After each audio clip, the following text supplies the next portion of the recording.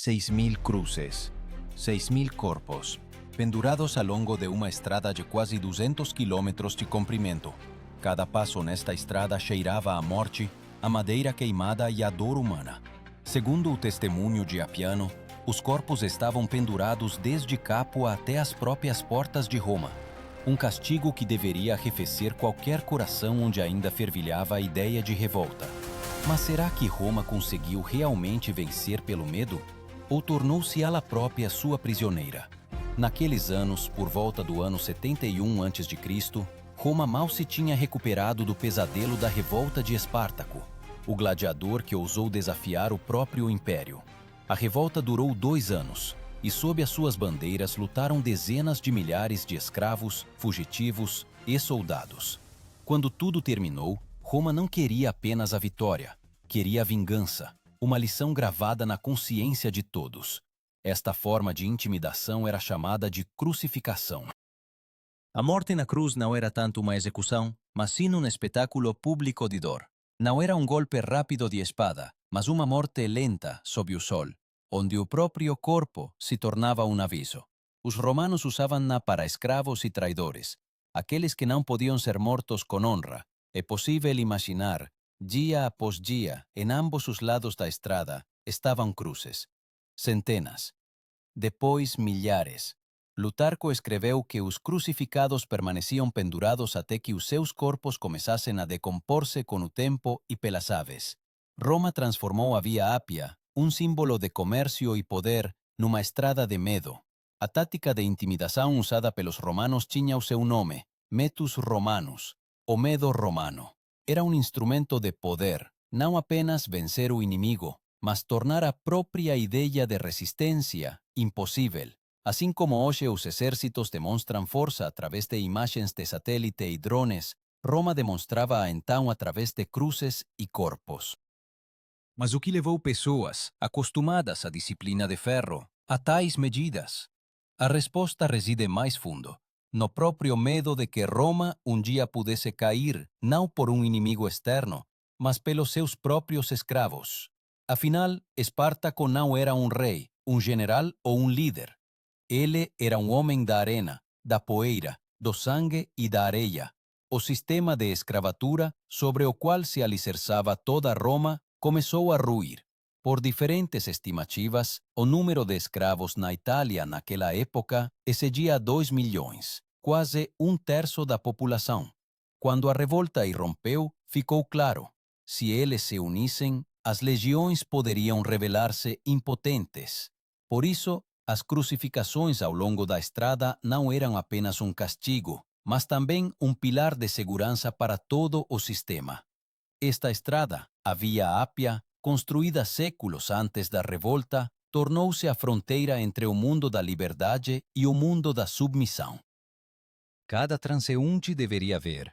Isto é o que acontece com aqueles que ousam levantar a mão contra Roma.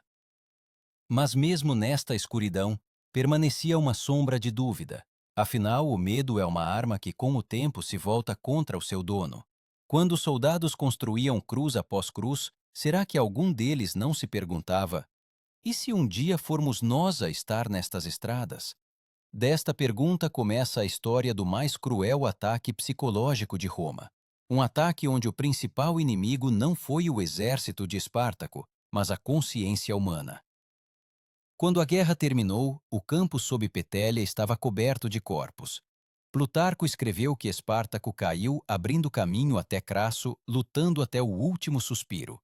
O seu corpo nunca foi encontrado, e neste desaparecimento nasceu uma lenda que Roma tentou apagar com sangue. Mas o que aconteceu depois da batalha já não era guerra. Era uma representação em massa para a própria história. Por ordem de Crasso, 6.000 rebeldes capturados foram crucificados ao longo de toda a Via Ápia. As tropas dividiram-se em esquadrões. Uns cavavam as covas, outros construíam as cruzes. Uma cruz, várias estacas, cordas, pregos e tempo. Segundo os cálculos dos historiadores, a montagem de tal número de execuções levou várias semanas. Não era pressa, mas um método.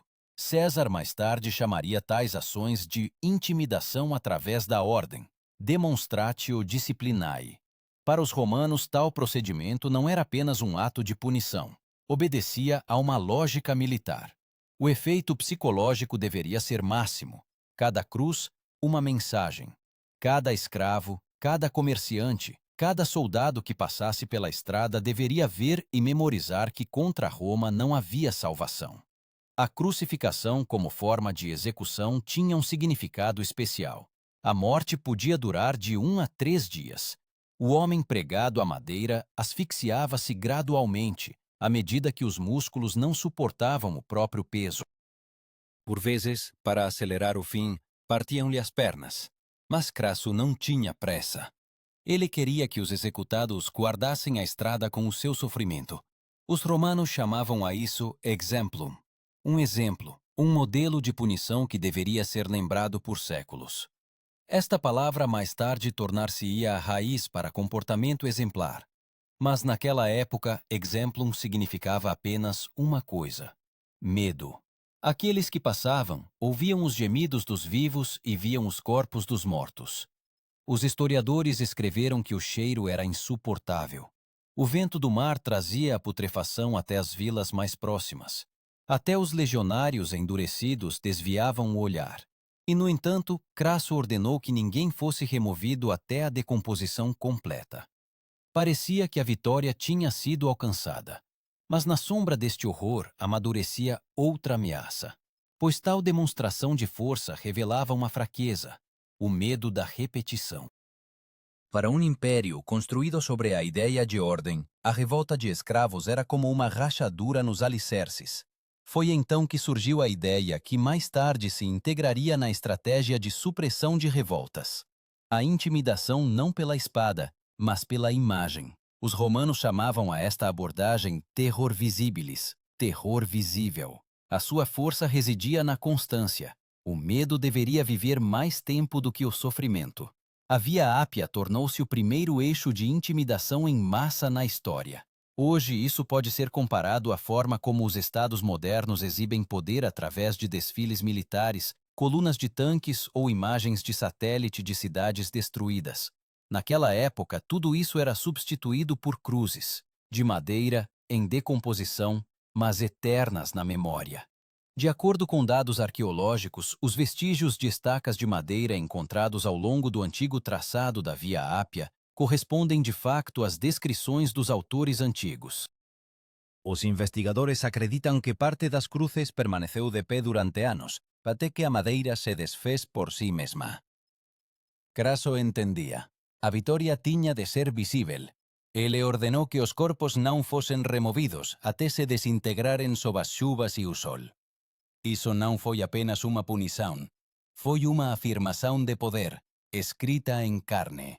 Os guerreiros que passavam deviam ver este sinal de ordem. A cidade, vivendo com medo, tornava-se governável. A partir desse momento, Roma começou a aplicar ações semelhantes como parte da doutrina militar.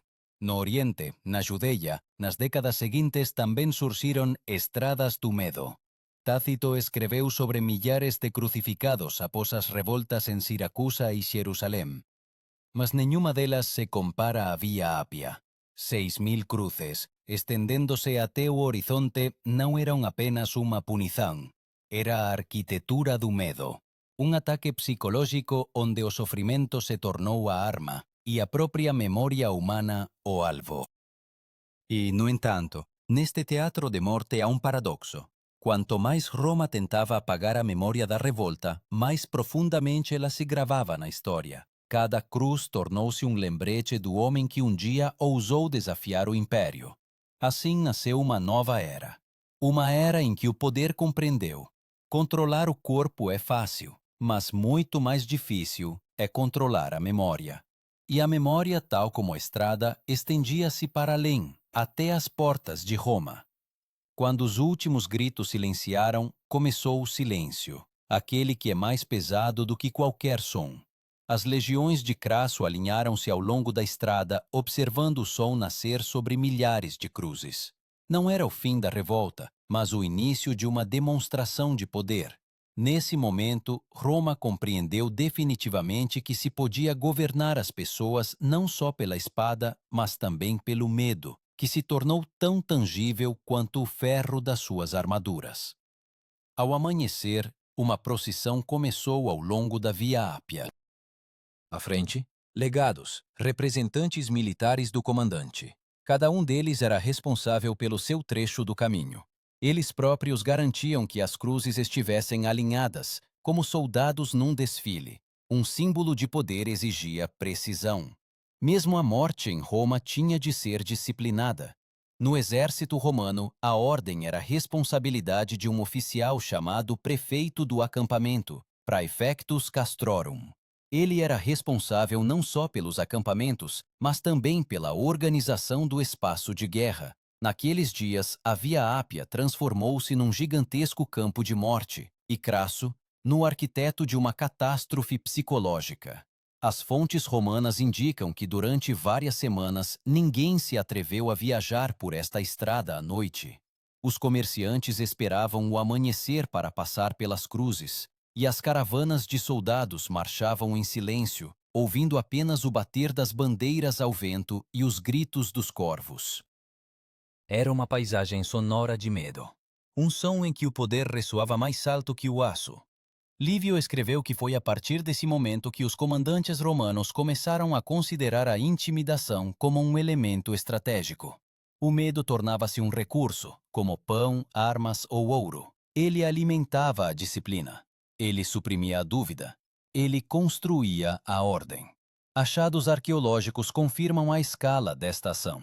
Na área das antigas estações da Via Ápia, foram descobertos fragmentos de anéis e rebites de ferro que poderiam ter servido para prender os corpos às cruzes. No solo, vestígios de carvão, evidências de fogueiras onde provavelmente os restos mortais eram queimados. Estas descobertas apenas reforçam o que os cronistas antigos escreveram. Não foi uma improvisação, foi um ritual. Os romanos acreditavam no poder dos sinais. Cada estrada, cada arco, cada inscrição deveria falar de poder. Nisto residia o princípio da auctoritas, autoridade que não precisa de palavras. A Via Ápia tornou-se um símbolo de tal autoridade. Aqui não se tratava de justiça. Aqui havia apenas a demonstração de que o poder é imortal, e o homem não. Crasso não escondia que queria superar os seus rivais no Senado. Após todas as derrotas que os romanos sofreram às mãos de Espartaco, ele precisava restaurar não só a ordem, mas também o respeito. Por isso, ele escolheu o castigo mais espetacular. Cícero mais tarde diria: Crasso venceu não pela espada, mas pela visão das crucificações. E nestas palavras, a essência da sua vitória. Os guerreiros que regressaram do sul contavam que as cruzes se estendiam até o horizonte. Alguns corpos já estavam enegrecidos pelo sol, outros ainda se mexiam. Mesmo meses depois, a estrada permanecia intransitável devido ao fedor e às moscas. E durante todo esse tempo, os romanos não ousaram removê-los. A morte tinha que funcionar. Mas, neste quadro de horror, havia um elemento que nem Crasso nem o Senado conseguiam controlar. Era o tempo. A cada dia, as cruzes perdiam a forma, as tábuas apodreciam, as cordas rompiam-se. A morte deixava de ser uma intimidação e tornava-se habitual. Onde antes havia horror, surgiu a apatia. As pessoas começavam a passar sem levantar os olhos. Assim, Roma confrontou-se com um novo fenômeno: o habituar-se à violência. Os historiadores chamam a isto a suetudo crudelitatis, o hábito da crueldade. Quando a violência se torna parte da paisagem, ela deixa de assustar. Crasso, que desejava um medo eterno, criou a indiferença. E, no entanto, o efeito foi alcançado. Durante quase um século após a revolta de Espartaco, nenhuma revolta em larga escala de escravos eclodiu novamente na Itália. As pessoas não se lembraram de Espartaco, lembraram-se das cruzes. Mas assim que a memória do medo desaparece, a memória do homem regressa. Já nas primeiras décadas após os acontecimentos, surgiram histórias de que Espartaco não morrera, mas fora para leste, que a sua cruz estava vazia, que se tornara uma sombra a perseguir Roma. Estas lendas tornaram-se um espelho peculiar. Quanto mais o poder tentava apagar o nome do rebelde, mais brilhantemente ele ardia. E assim, através das décadas, a Via Ápia Romana, construída para o comércio e as vitórias, transformou-se numa estrada da memória, num rasto que nem a chuva conseguiu apagar. Mas o que acontecia na própria Roma quando o cheiro da morte chegava às suas ruas? O que sentia o povo ao ver como o império celebrava a vitória sobre os seus escravos? Quando a notícia das execuções chegou a Roma, a cidade mergulhou num estranho silêncio. Não houve procissões triunfais, nem coroas de louros. O Senado não ousou homenagear Crasso. Demasiado sangue, demasiada dor. Os romanos estavam habituados a guerras, mas isto era diferente. Era um reflexo de um medo interno, e todos compreendiam. No lugar desses escravos, podia estar qualquer um que se levantasse contra o poder. No fórum, não se discutia a vitória, mas o preço que ela custara. Alguns senadores sussurravam que Crasso exagerou, que a Via Ápia se transformara num lugar amaldiçoado. Segundo Apiano, mesmo anos depois, os viajantes tentavam evitá-la à noite. Os vivos evitavam olhar para os vestígios da morte, deixados na terra e na memória. Crasso, entretanto, fortalecia a sua influência. Ele tornou-se o homem mais rico de Roma, um homem capaz de comprar um exército inteiro. Mas por trás da riqueza vinha uma sombra. Os seus contemporâneos escreveram que ele obteve o poder, mas perdeu a paz. E, talvez, foi precisamente esta culpa pelas 6.000 cruzes que o levou a procurar expiação numa nova guerra, na campanha contra os partos, onde ele, ironicamente, morreu nas areias, e o seu exército foi aniquilado. Para Roma, esta história tornou-se um ponto de viragem. Após as execuções ao longo da Via Ápia, o Império começou a construir um sistema que deveria excluir a própria possibilidade de revoltas. Os escravos eram agora distribuídos entre as propriedades, para que não pudessem unir-se. Surgiram supervisores especiais, dispensatores, que geriam os escravos e reportavam as menores suspeitas. Assim, o medo tornou-se não só um instrumento de poder, mas também a sua estrutura. Mas na memória popular, Espartaco não desapareceu. Décadas se passaram, e o seu nome começou a ser pronunciado não como uma maldição, mas como um símbolo. Em antigos grafites, encontrados por arqueólogos em Pompeia, encontram-se as palavras Espartaco, livre. Este foi um desafio silencioso, lançado através das gerações. Ao mesmo tempo, em Roma, a própria percepção do medo mudava. Se antes era externo, espetacular, agora tornou-se interno. Os legionários que participaram nas execuções contavam sobre pesadelos, sobre gritos que continuavam a ouvir em sonhos. Tácito mencionou que, mesmo anos depois, os veteranos da revolta de Espartaco evitavam falar sobre isso. Para eles, não era glória, mas uma memória que ardia. Os psicólogos do nosso tempo chamariam a isso síndrome de estresse pós-traumático. Mas naqueles anos, era apenas silêncio. Os guerreiros regressavam a casa carregando não só a vitória, mas também o medo que eles próprios haviam criado. Assim, Roma confrontou-se pela primeira vez com o facto de que as armas psicológicas atuam em ambos os sentidos. Arqueólogos encontraram nas catacumbas, perto da antiga Via Ápia, inscrições incomuns, frases curtas como "eles eram humanos" e "todas as estradas levam à morte". Talvez fossem as palavras daqueles que não conseguiam esquecer o que viram. Talvez fossem os primeiros vestígios de dúvida interna na infalibilidade de Roma. Desde então, a doutrina militar romana sofreu alterações. As execuções públicas tornaram-se raras e as punições foram transferidas para dentro das muralhas dos quartéis. O Senado compreendeu. A crueldade demasiado explícita enfraquece, em vez de fortalecer o poder. Mas a memória daquela estrada permaneceu viva. Tornou-se um símbolo peculiar do limite, até onde um Estado pode ir quando o medo substitui a razão. Existe uma versão de que foi sob a impressão dos acontecimentos da revolta de Espartaco que César, mais tarde, criaria o seu próprio sistema de controlo, não através da intimidação, mas através da disciplina e lealdade. Ele compreendeu. É mais fácil governar com respeito do que com terror. Mas a lição de Crasso permaneceria na memória de Roma para sempre.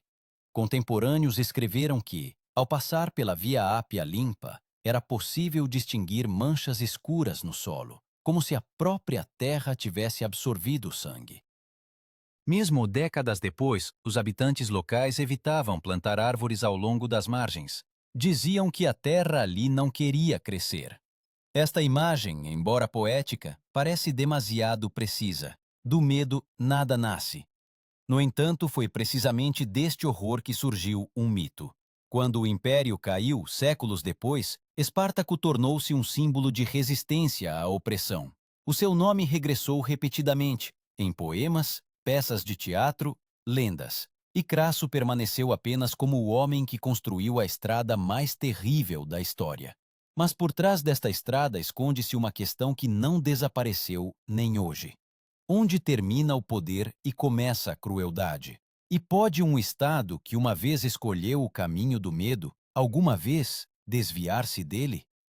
Roma habituou-se a considerar que a sua força estava nas espadas, mas depois da revolta de Espartaco ficou claro: o poder do império baseava-se no medo. Não no ouro, não nas leis, mas na capacidade de fazer do medo um companheiro constante de cada cidadão. E a Via Ápia tornou-se o laboratório onde este medo foi pela primeira vez testado como arma de ação em massa. Anos depois, os filósofos romanos começaram a discutir: é possível governar sem recorrer ao terror? Sêneca escreveu que o medo é a cola que segura o poder, mas a mesma cola que une os escravos. E, de facto, o império, construído sobre a intimidação, encontrou-se numa armadilha. Quanto mais assustava, mais temia a si próprio. Nos quartéis das legiões começaram a surgir novos rituais. Os soldados prestavam juramentos não só de lealdade ao comandante, mas também de obediência incondicional, mesmo perante ordens cruéis. Este sistema era chamado de sacramentum militare, um juramento militar, um voto sagrado cuja violação resultava em morte. Os guerreiros não deviam pensar, mas sim executar. Assim, o medo nascido na Via Ápia transformou-se em disciplina, sem a qual Roma já não podia existir. É interessante que, após estes acontecimentos, até a arquitetura de Roma mudou. Surgiram arcos triunfais monumentais, símbolos de vitórias, onde os inimigos eram representados não como pessoas, mas como sombras, sem rosto. Este era outro tipo de intimidação, já não com corpos, mas com imagens. O poder compreendeu. É possível controlar a consciência não só através do sangue, mas também através do símbolo. Os historiadores observan que foi precisamente após a revolta de Espartaco que Roma comezou a documentar cuidadosamente as súas campañas militares. Cada campaña, cada execución, cada orden, tudo era resistado. Non pela memoria, mas pelo controlo, pois o que é resistado está subordinado. Esta era unha nova forma de poder, burocrática. E neste sentido, as 6.000 cruces foran o primeiro ato de documentación do medo, un arquivo visual, gravado nos destinos humanos. Datos arqueolóxicos confirman que, ao longo da antiga Via Ápia, em trechos perto de Fonde e Aricia, foram encontrados pregos, travessas e vestígios de postes, precisamente onde os textos antigos indicavam o local das execuções. Cientistas afirmam que parte das cruzes permaneceu de pé por tanto tempo que se formaram trilhas ao redor delas, pelas quais as pessoas contornavam o local da morte. Durante séculos, as pessoas esforçaram-se para não cruzar os limites dessas sombras. Entretanto, a própria imagem de Espartaco transformava-se gradualmente no símbolo daquilo que Roma tentou destruir, a dignidade humana. Já no século I da nossa era, escrevia-se sobre ele com um tom de respeito, como um homem que ousou lutar não pelo poder, mas pela liberdade. Paradoxalmente, foi Roma, desejando apagar a sua memória, que imortalizou o seu nome. Plutarco disse: Crasso venceu, mas Espartaco permaneceu nas palavras. Estas palavras revelaram-se proféticas. Através dos séculos, Espartaco tornou-se aquilo que Roma nunca conseguiu ser plenamente. Um símbolo não de império, mas de espírito. A sua história foi transmitida nas escolas, transformou-se em mito, mas um mito baseado em factos torna-se mais forte que a própria história. Para muitos historiadores, foi a crucificação de 6.000 pessoas que se tornou o primeiro exemplo na história do que hoje chamamos de guerra psicológica. O termo, que surgiu apenas no século XX, descreve essencialmente o que Crasso fez. Ele compreendeu: pode-se matar o corpo, mas só se pode vencer a mente. Tácito observou que após este evento, os generais romanos começaram a dedicar mais atenção não apenas às batalhas, mas também à forma como os inimigos percebiam a derrota. O império aprendeu a criar não apenas vitórias, mas impressões. Cada campanha era acompanhada por procissões, cada vitória por arquitetura, cada morte por um símbolo. Tudo isso surgiu de uma única estrada, pontilhada de cruzes. Mas ainda assim, se escutarmos o sopro da história, podemos captar uma contradição. Aqueles que criaram o medo também foram suas vítimas. Crasso morreu em terror. O seu exército foi cercado e destruído.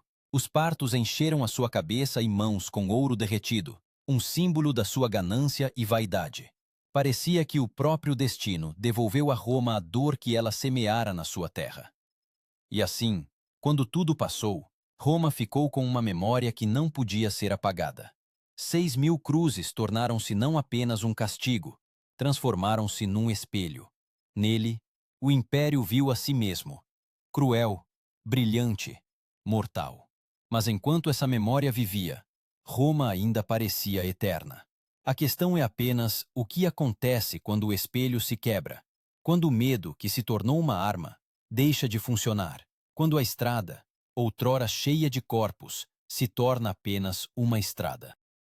E quando o império, confiante na sua imortalidade, sente pela primeira vez que a sua força é apenas uma sombra projetada pelo sol sobre a velha e podre madeira de uma cruz.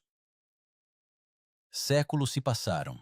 A Via Ápia novamente se encheu do barulho de bigas, comerciantes e viajantes. As cruzes há muito desapareceram. A terra cobriu os vestígios, mas a memória permaneceu.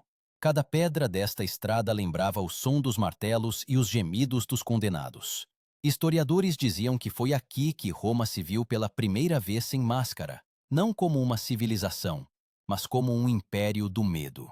Hoje, os arqueólogos chamam a esta secção de Estrada dos Mortos, embora oficialmente seja conhecida como Via Ápia Antiga.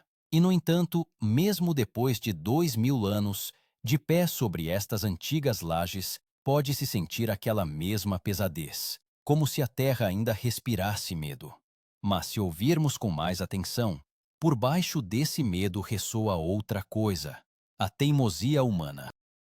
Afinal, Espartaco, um homem sem patente, sem exército, sem chance, fez a maior potência do mundo tremer. E embora sua cruz tenha desaparecido, a ideia de liberdade permaneceu. Roma venceu, mas esta vitória transformou-se numa maldição. O medo, que uma vez se tornou uma arma, tornou-se também a sua fraqueza. O império, construído sobre cruzes, não conseguiu reter a sua própria alma. E agora, quando falamos de 6.000 cruzes ao longo da estrada, não falamos apenas do passado. Falamos de como é fácil para o ser humano transformar o medo em ordem e a ordem em violência. Assim surge uma questão, não histórica, mas pessoal. Se você caminhasse por esta estrada, passando por milhares de crucificados, conseguiria não baixar os olhos? Ou, talvez, em cada um de nós viva aquele mesmo medo que um dia tornou Roma eterna e mortal ao mesmo tempo?